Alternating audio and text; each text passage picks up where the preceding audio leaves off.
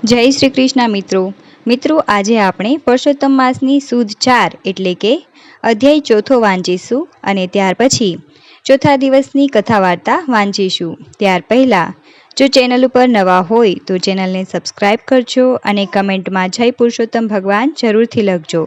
તો અધ્યાય ચોથો શરૂ કરીએ। સૂત પુરાણી સૌનકાદિક મુનિઓને ઉદ્દેશીને બોલ્યા। ભગવાન નારાયણ નારદજીને કહે છે તેમજ શ્રી કૃષ્ણ પાંડવોને સંભળાવે છે કે ત્યાર પછી મલમાસનું શું બન્યું તે હું તમારી સમક્ષ કહું છું, તે તમે સાંભળો। દુઃખ, તિરસ્કાર અને અપમાનને લીધે મલમાસનું જીવન ઝેર જેવું બની ગયું હતું। ભગવાન વિષ્ણુના ચરણકમળનો સ્પર્શ કરી તેને પોતાના દુઃખો કહેવા માંડ્યા। હે દયાસાગર, હું કંઈ ન સૂઝવાથી અકળાયેલો અને મૂંઝાયેલો હું આપના શરણે આવ્યો છું। લોકોએ મારો તિરસ્કાર કરી હળધૂત કર્યો છે। હું અનાથ છું, આપ મારું રક્ષણ કરો। મલમાસ નામ આપી મારા ભાઈઓએ મારું ઘોર અપમાન કર્યું છે, મારું જીવન અસહ્ય બનાવી દીધું છે। મારો કોઈ અધિષ્ઠાતા નથી। આ 30 દિવસ દરમિયાન સૂર્યનું સંક્રમણ અટકી જાય છે, આથી મને હળધૂત કરવામાં આવે છે। પ્રભુ, આપે દેવકીને કંસના ભયમાંથી મુક્ત કરી હતી। યમુનાના વિસ્મય જળથી મૃત્યુ પામેલા ગોપ બાળકોને આપે સજીવન કર્યા હતા। દુષ્ટ દુઃશાસનના હાથમાંથી દ્રૌપદીને બચાવી હતી, તો શું આપ મારું રક્ષણ નહીં કરો? કુબ્જાને તારનાર અને ગજેન્દ્ર હાથીને મોક્ષ આપનાર એવા આપ મારો ઉદ્ધાર કરો। આટલું કહી મલમાસ પોકે અને પોકે રડવા લાગ્યો। ભગવાન વિષ્ણુ તેની પ્રત્યે દયા લાવી બોલ્યા, વત્સ, દુઃખના સમયમાં ધીરજ ધારણ કરવી જોઈએ। રડવાથી કંઈ વળતું નથી। મારે શરણે આવેલા કોઈ પણ દુઃખી સંકટમુક્ત થયા વિના પાછો ફરતો નથી। મારા ધામમાં અને મારા શરણમાં દુઃખ કે શોકનું તેમજ મૃત્યુનું નામું નિશાન જોવા નહીં મળે। હું તને દુઃખમાંથી મુક્ત કરીશ। તારે જે કહેવું હોય તે ધૈર્ય અને શાંતિથી કહે। ભગવાન વિષ્ણુના આવા વચનો સાંભળી મલમાસને આનંદ થયો। તે બંને હાથ જોડી અને બોલ્યો, હે પરમ કૃપાળુ, મારું દુઃખ મેં આપની સમક્ષ જાહેર કરી દીધું છે। મારો તિરસ્કાર ન થાય, મારા જેવા અન્ય માસો, પક્ષો અને તિથિઓને જેમ અધિષ્ઠાતા દેવ છે તેમ મારો પણ અધિષ્ઠાતા દેવ સ્થાપિત કરો। આ માસમાં શુભ કાર્યો થઈ શકે તેવી આપ કૃપા કરો। લોકો મને મલમાસ ન કહે તેને માટે મારું યોગ્ય નામકરણ કરી આપો। આપ દીન દયાળુ છો, મારા ઉપરના આ કષ્ટો મને મરણતુલ્ય લાગે છે, મને તેમાંથી ઉગારો। આમ કહીને મલમાસ મૂર્છા પામી ભગવાન વિષ્ણુના ચરણમાં ઢળી પડ્યો। શ્રી બૃહનારદી પુરાણના પુરુષોત્તમ મહાત્મ્યનો મલમાસની દુઃખદ કથા નામનો ચોથો અધ્યાય સંપૂર્ણ થયો। હવે આપણે પુરુષોત્તમ માસની પાવન કથા વાંચીએ। મુગ્ધાની કથા। અવંતીમાં વિષ્ણુદેવ નામનો બ્રાહ્મણ રહેતો હતો। તેને દેવલ અને માધવ નામના 2 દીકરા હતા। ઉંમરલાયક થતાં બંને દીકરાઓને પરણાવ્યા। દેવલની પત્નીનું નામ રૂપવતી હતું। તેના નામ પ્રમાણે તે સ્વરૂપવાન હતી, પણ તે ઈર્ષાળુ અને કપટી હતી। માધવની પત્નીનું નામ મુગ્ધા હતું। તે સૌને મુગ્ધ કરે તેવા ગુણવાળી, સુશીલ, સ્નેહાળ, દયાવંત, સરળ સ્વભાવની, ભલીભોળી હતી। સમય જતાં વિષ્ણુદેવ માંદો પડ્યો અને મરણ પામ્યો। હવે ઘરની જવાબદારી દેવલ અને માધવના માથે પડી। થોડો સમય તો આ બધું ચાલ્યું। તેમણે જેમ તેમ ચલાવ્યું, પરંતુ બાપની મૂડી ખલાસ થતાં તેઓ મૂંઝાયા। જીવન નિર્વાહ માટે બંનેએ મહેનત કરવામાં કચાશ રાખી નહીં, પરંતુ ભાગ્ય પાસરું નહીં, તેથી તેમને કોઈ લાભ મળ્યો નહીં। બંને ભાઈઓ વિચારવા લાગ્યા કે અહીં આપણી વિદ્યાની કદર થતી નથી અને નસીબ પણ કંઈક વાંકું લાગે છે, માટે પરદેશ ખેડાવો। પરદેશમાં સારી કમાણી કરી શકીશું, ત્યાં આપણી વિદ્યાની કદર થશે. આમ બંને ભાઈઓએ પરદેશ ખેડવાની તૈયારી કરી. જતાં પહેલાં માધવને થયું, મારી ગેરહાજરીથી મારી પત્ની મુગ્ધા અકળાશે અને મૂંઝાશે, માટે મોટી ભાભીને ભલામણ કરતો જાઉં. આમ વિચારી તેણે જતી વખતે ભાભી રૂપવતીને કહ્યું, ભાભી, તમે ઘરમાં વડીલ છો, સમજદાર છો. મારી ગેરહાજરીમાં તમે મુગ્ધાનું ધ્યાન રાખજો, તેને ઓછું આવવા દેશો નહીં. કોઈ વેળા તેનાથી કોઈ ભૂલ થઈ જાય તો તમે મોટું મન રાખીને તેને દોરવણી આપજો. બંને હળીમળીને રહેજો. બંને ભાઈઓ પરદેશ કમાવા માટે ગયા. પછી રૂપવતીએ પોતાનું અસલી સ્વરૂપ પ્રગટ કર્યું. તે મુગ્ધાને કારણ વગર પજવવા લાગી અને જેમ તેમ બોલવા લાગી. એક દિવસ રૂપવતીએ રાંધવાની બાબતમાં મુગ્ધા સાથે બહુ ઝઘડો કર્યો. તેને ધક્કા માર્યા, ઠોસા માર્યા, તમાચા માર્યા અને હડસેલો મારી ઘરમાંથી મુગ્ધાને બહાર કાઢી. તે તો રોતી કળતી પહેરીએ કપડે ઘરની બહાર નીકળી ગઈ અને થોડે દૂર એક ઓરડી ખાલી પડી હતી, તેમાં જઈને રહી. ત્યાં આજુબાજુ રહેતા લોકોને મુગ્ધાની હાલત ઉપર દયા આવી.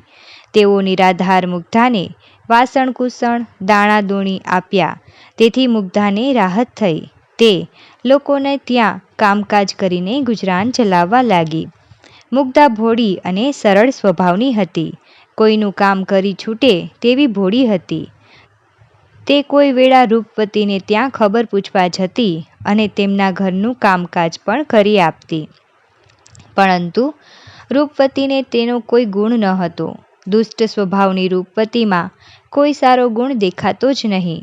તે અભિમાનની પૂતળી હતી. તે દંભ કરવામાં પારધી હતી. એવો દંભ કરે કે ભલભલા છેતરાઈ જાય. ધર્મ ધ્યાનમાં જરાય શ્રદ્ધા નહીં, પણ બની ઠનીને સાંજ પડે દેવદર્શને જાય, કથા વાર્તા સાંભળવા જાય, અમસ્તુ અન્વસ્ત્રનું દાન કરે. આ બધું તે લોકોને દેખાડવા માટે કરતી હતી. આમ કરતાં અધિક પુરુષોત્તમ માસ આવ્યો. અવંતીના નરનારીઓને વ્રત ચાલુ કર્યા. સવારે વહેલા ઉઠી નદીએ સ્નાન કરવા જાય, કાંઠા ગોરમાની વાર્તા સાંભળે, દાન પુણ્ય કરે અને દેવદર્શને જાય. મુગ્ધા એટલી બધી ભોળી હતી કે પુરુષોત્તમ વ્રતની અને તેના મહિમાની તેને મુદ્દલ પણ ન હતી. જ્યારે રૂપવતીને તેણે હાથમાં પૂજાનો થાળ લઈને નદીએ નહાવા જતી જોઈ, ત્યારે તેણે ખ્યાલ આવ્યો કે તે કોઈ વ્રત કરે છે. તે વ્રત જાણવાની ઈચ્છા થઈ. એને રૂપવતી પાસે વ્રત શાનું છે, શું વિધિ છે તે અંગે પૂછ્યું. ત્યારે રૂપવતીએ છણકો કરીને તેને કંઈ પણ જવાબ આપ્યા વગર કાઢી મૂકી. આથી મુગ્ધાને ઘણું દુઃખ થયું. તે ઘર તરફ પાછી ફરી રહી હતી. ત્યાં રસ્તામાં રૂપવતીની બહેનપણી શ્યામા મળી. તેના નામ પ્રમાણે તેના ગુણ હતા. તેનું મુખ ભોળું હતું, પણ તે મનની મેલી હતી. કૂડકપટમાં તે રૂપવતીથી 4 હાથે ચડેવી હતી. તે મીઠી મીઠી વાતો કરતી, પણ તે વાતોમાં ઝેર ભર્યું હોય. મુગ્ધાને દુઃખી અને નિરાશ જોઈને શ્યામાએ પૂછ્યું, કેમ બહેન, આજે તું આટલી બધી ઉદાસ કેમ છે? તારે માથે કંઈ દુઃખ આવી પડ્યું છે? મારાથી શક્ય હશે તો હું તારા દુઃખમાં ભાગીદાર થઈશ, તને મદદ કરીશ. ભોળી મુગ્ધા શ્યામાના શબ્દોથી ભોળવાઈ ગઈ. તેણે શ્યામાને પૂછ્યું, અત્યારે બધા નર નારી વ્રત કરી રહ્યા છે. મને પણ આ વ્રત કરવાની ઈચ્છા છે, પણ હું આ વ્રત વિશે કંઈ જાણતી નથી. મારી જેઠાણીને પૂછ્યું તો તેમણે મને ધુત્કારી કાઢી. બહેન, તમે આ વ્રત વિશે જાણતા હો તો મને કહો.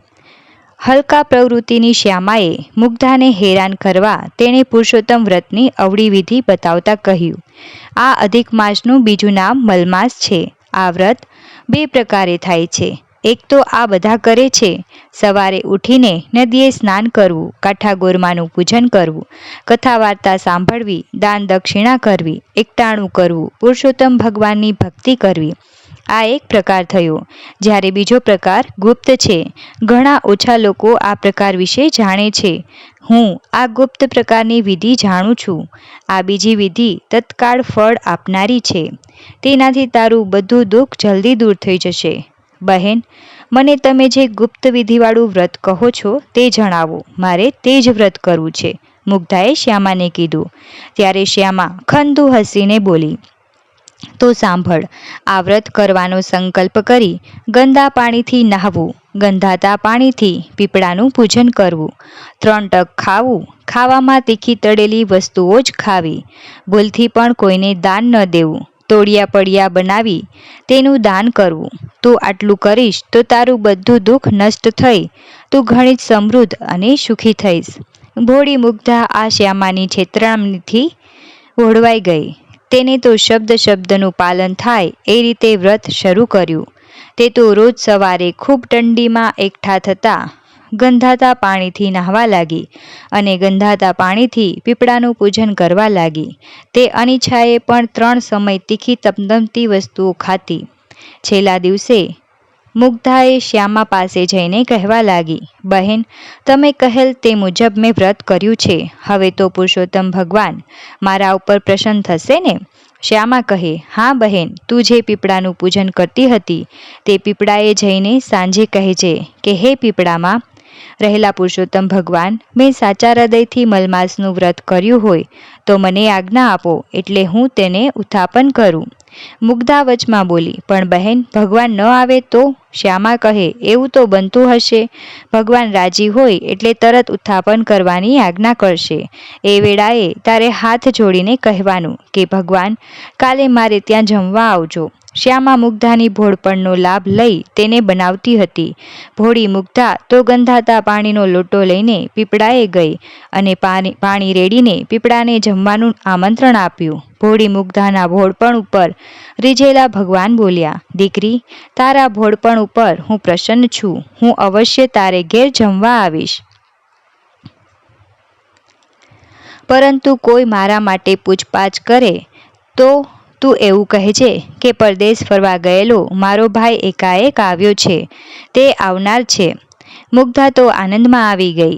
તે ત્યાંથી સીધી શ્યામાને ઘરે ગઈ અને બધી વાત કરી. તો શ્યામાએ મુગ્ધાની સત્ય વાતને મશ્કરીમાં ઉડાવી દીધી અને તેની હજુ વધી ફજેતી થાય તે દ્રષ્ટિએ કહ્યું, મુગ્ધા, તું ઉજવણું કરે તેમાં 51 બ્રાહ્મણોને જમવા બોલાવજે. રસોઈમાં તારે બધી રસોઈ બનાવી, પરંતુ લાડુ તો એક મોટો બનાવવાનો, અને જ્યારે તારો ભાઈ બનીને ભગવાન આવે ત્યારે તેને 1 લાડુ આપીને સૌને પીરસી દેવાનું કહેજે. ભોળી મુગ્ધાએ આ બધું સાચી માની તે 51 બ્રાહ્મણોને ત્યાં જઈ આવી અને આવતીકાલે જમવાના નોતરા દઈ આવી. સમય જતાં બ્રાહ્મણો જમવા આવવા લાગ્યા. મુગ્ધા પુરુષોત્તમ ભગવાનની વાટ જોતી ઊભી હતી. તે બ્રાહ્મણોને કહેવા લાગી, થોડી વારમાં મારો ભાઈ આવે છે, પછી તમને બધાને જમવા બેસાડું છું. રૂપવતી પણ 101 બ્રાહ્મણોને જમવા માટેના આમંત્રણ આપી આવી હતી.